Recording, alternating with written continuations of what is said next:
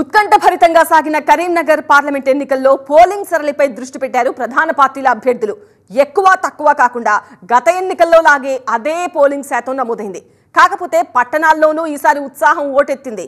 అందుకే బూత్ల వారీగా ప్లస్లు మైనస్ల లెక్క తేల్చే పనిలో పడ్డాయి పార్టీలు. గెలుపు తమదేనన్న ముగ్గురి ధీమాతో ఉత్కంఠ రేపుతోంది కరీంనగర్ ఫలితం. పోలింగ్ సరళిపై ఆరా, గెలుపుపై నేతల ధీమా. కరీంనగర్ ఎవరిది? కరీంనగర్ పార్లమెంటు నియోజకవర్గ పరిధిలో 72% పోలింగ్ నమోదైంది. గత ఎన్నికలలో పోలింగ్ శాతం కూడా ఇంచుమించుగా ఇంతే ఉంది. దీంతో పోలింగ్ సరళిని ఆరా తీస్తున్న ప్రధాన పార్టీల అభ్యర్థులు ముగ్గురు ఎవరికి వారు గెలుపుపై ధీమాతో ఉన్నారు. బీజేపీ నుంచి బండి సంజయ్, కాంగ్రెస్ నుంచి వెలిజాల రాజేంద్రరావు, బీఆర్ఎస్ నుంచి వినోద్ కుమార్ కరీంనగర్ లో పోటీ పడ్డారు. ఈసారి గ్రామీణ ఓటర్లతో పాటు పట్టణ ఓటర్లు ఉత్సాహంగా ఓటేశారు. కౌంటింగ్ కి మరో 20 రోజుల సమయం ఉండటంతో బూతుల వారీగా పోలింగ్ సరళిపై మరింత లోతుగా విశ్లేషించుకునే పనిలో పడ్డారు ప్రధాన పార్టీల అభ్యర్థులు.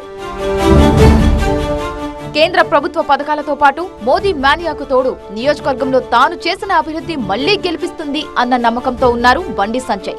ఈసారి అన్ని వర్గాల ప్రజలు బీజేపీకి అనుకూలంగా ఓటు వేశారని ఆ పార్టీ నేతలు భావిస్తున్నారు. రాష్ట్ర ప్రభుత్వ సంక్షేమ పథకాలు, 6 గ్యారెంటీలతో ఓటింగ్ తమకే అనుకూలంగా ఉందంటున్నారు కాంగ్రెస్ నేతలు.